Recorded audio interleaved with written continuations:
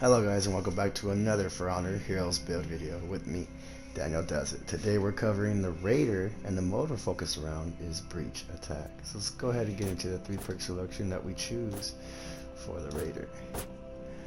My selection for this mode is Shields Up, Endurance, and Headhunter. I'm going to go ahead and explain why I use Shields Up. I use this because we are in Breach Attack. So trying to gain as much protection and or health as you can to stay alive for your respawn count to maintain a high number for you and your squad is very important in my opinion.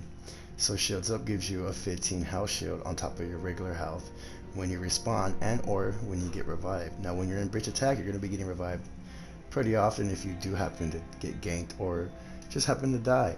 So getting a 15 health shield upon being revived is awesome. I mean, it gives you longer chance to stay alive, hang in longer when you do respawn into a fight, so you can back up your allies and or get to a health little zone and heal yourself. Now, I would have chose this with Aegis in this mode, but I went ahead and experiment a little bit, and Endurance is the best way because we're the Raider. You love doing the little stun tap and the unbreakable heavy that he has for his zone.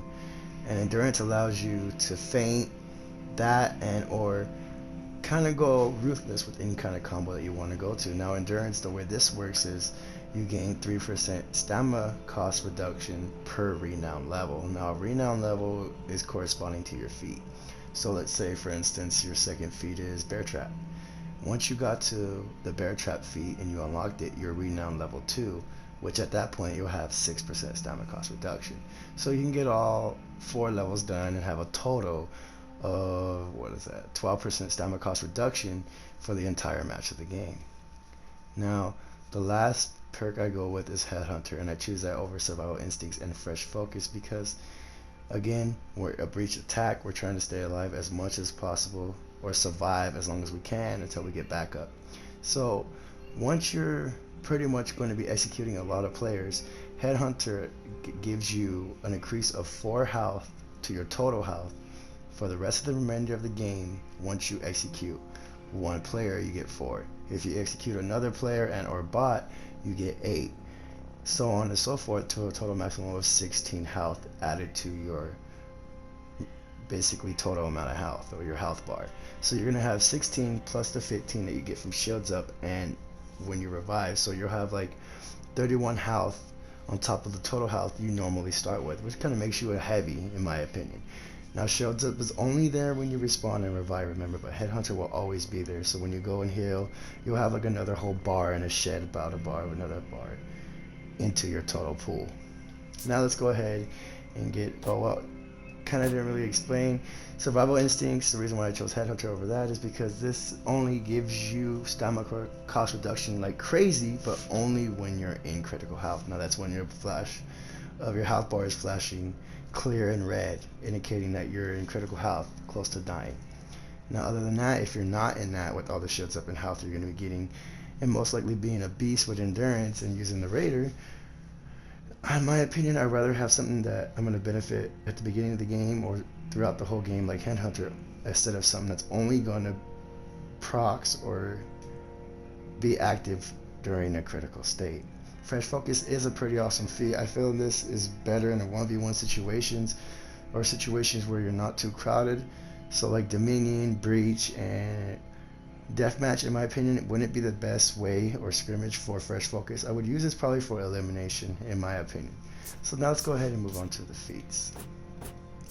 First feat I choose is Tireless, and I choose that over Rush and Body Count. Now I did think about Body Count a little bit, especially that we want to protect the RAM, etc. But let's be honest, when you play Breach, you're not always going to be sitting at a RAM, especially if you're playing with teammates, because you're going to be backing them up, helping them, and trying to get that shield banner and or whatever the objective is for your team at the point. So Rush will allow you to get there faster. You do activate it, but if you have something that's going to allow you to lose stamina at a slower rate, basically the same thing as stamina cost reduction, but in different words, I just imagine how ruthless you can be with a continuous fate and just rootless combo. I mean, half the time it just takes one combo to finish off players when you have so much stamina cost reduction. It's one of my favorite things that they used to have with the old stats that they took away, but hey, as you can see, there's still ways to work around getting that amazing stamina pool back into the game for a character. Now with the Raider, throwing all those unblockable zones, etc. and more, it just makes it so easy to play as him. I feel like it's an abuse how you get to be able to handle players once you have so much stamina and not being able to have to be worried about going to the exhausted state while giving them a ruthless combo. Body count is cool, like I said. I just explained why we don't want to stay at the ramp for so long killing minions and troops. Mark for Death is the one I go for second. I chose that over Expire and Bear Trap. Bear Trap I kind of feel is useless in this because you're really not going to use it as much. I don't see no purpose for Breach Attack users to use Bear Trap. Inspire would be nice, especially if you're trying to back up your allies all the time and make your troops fight faster. In my opinion, Breach Defense is the best way to use Inspire, because when you have your troops around the enemy's ram, when you're in defense, it literally will take at least half of a whole bar or a whole bar from the ram with having the minions attack the ram with Inspire.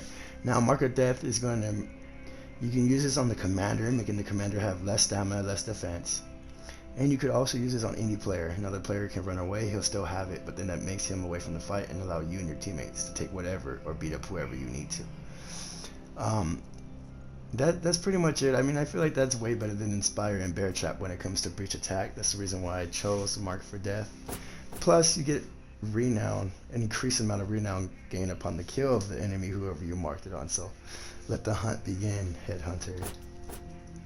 Going on to the third feat, I chose Second Wind. I chose that over Fury and Battle Cry. The reason why that is because Second Wind actually gives you some health. So wherever you are in the Breach map, if you need that health to stop you from dying, you could pop Second Wind. Now back in the day, Second Wind used to have 4 charges, and then that was it. Then they changed it to where you can use it 4 times and it responded, which was weird. It did have like a cooldown after and you got it again. But now it just has a regular cooldown. Use it whenever you can. I mean, if you have 1 bar health missing, you don't have to use it, don't use it. But whenever you're like in a moderate state or less of health, use it. It's gonna come back, get into a fight, use it again, get to that health zone, go to max health. Now Fury, it is nice, it's only limited time. It's not going to give you more health, it is going to give you an attack and defense greatly increased. It's kind of like having revenge without being in revenge. My favorite thing to do is run into a battle with Fury, try to take out an enemy or 2, get my revenge after Fury's gone, procs the revenge, and then finish off any of the remainder allies. In my opinion, that is beastie. But again, we're trying to stay alive, trying to keep your respawn lives up, because all lives matter, not just yours. You know how it goes. So that's why we went the Second Wind over Fury. Fury is probably good for like Dominion, etc. Battle Cry is also an amazing feat. It puts fear or discourages enemy soldiers to attack. Now I tried this close to the ram and tried to make the enemies like go the opposite way like they do in Dominion, but it does not work. Discouraging enemy soldiers to attack does not work in Breach. No matter what, I've tried it and I'm going to let you know that now, but it does increase yours and all your allies' attack damage.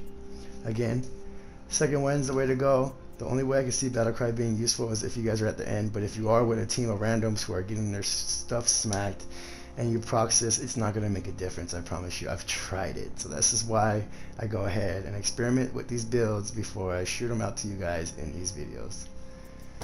Going on to the fourth feat, we use Starlight Banner, and I choose that over Slippery and Fire Flash. Now I chose it over Fire Flash because Fire Flash could be tricky.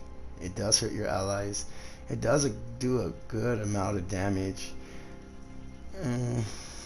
Sometimes you can miss, but again, it's I would save it for maybe having a Bear Trap in like Dominion, like you've seen in one of my videos that I'll go ahead and share here in the bottom screen. But Starlight Banner heals you and nearby allies continuously. So wherever you are, protecting your ram, getting the shield banner, wherever you are, you can put this down. You and your allies will usually withstand the fight against your enemies.